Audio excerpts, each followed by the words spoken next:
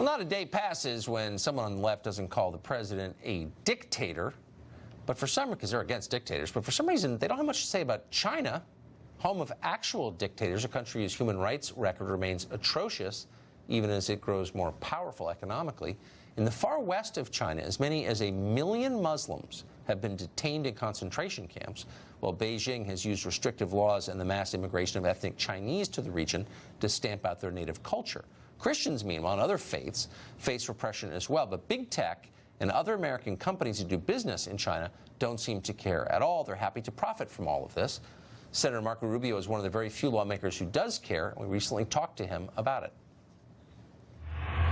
Senator, that's a remarkable number. 1 million Chinese Muslims in camps. Right. Because the Chinese government cracks down on them because of their religion. Why, A, is that true, and B, why don't we hear more about it? It's absolutely true. In fact, one of the outrages here is Google Earth.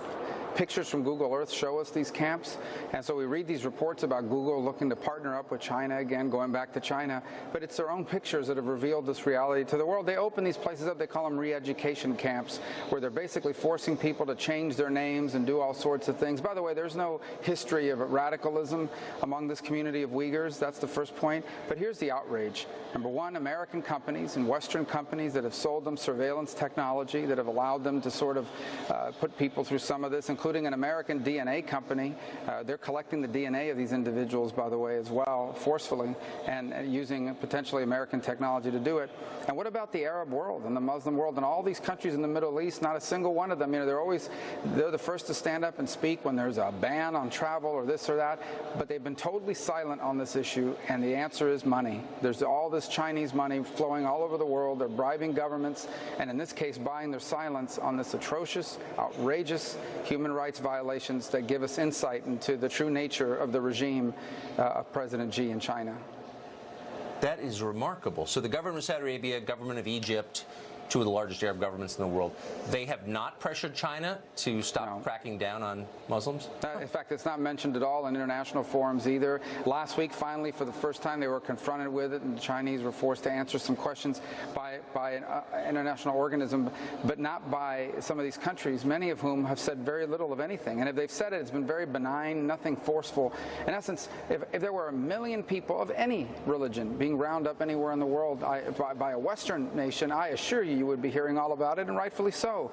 But in this case, because these countries have leaders, many of whom have either taken bribes from the Chinese or that there's Chinese investment involved and promises of more money to come, they've been able to buy their silence. Hypocrisy, outrageous, unacceptable, and I'm glad that this administration is looking into doing something about it. But you often hear Democratic lawmakers, including in your body, the Senate, stand up and say this administration is mistreating Muslims. They haven't said anything about this. Why? Well, I think there's a general lack of awareness. The first is. The second, I think, look, we talked about this before on your program, and I'm glad you pay so much attention to it. A significant percentage of the American people are starting to wake up to the reality that for the first time since 1991, we have a near-peer competitor in the world, and that's China. They don't seek to compete with us, they seek to overtake us, to replace us in the world. And sadly, we still have American corporations and companies that are so interested in doing business and making money in China that they don't care about it. So you have tech companies that won't partner with the Pentagon on defense projects, but partner with the Chinese university that works for their military and who want us to cave on. I call the president at least once a week and just continue to encourage him, because it's the first time any administration has finally stood up to China after years and years of abuse and looking the other way. Senator, thanks for all the work you've done on this. I appreciate it. Thank you for the attention you pay to this issue.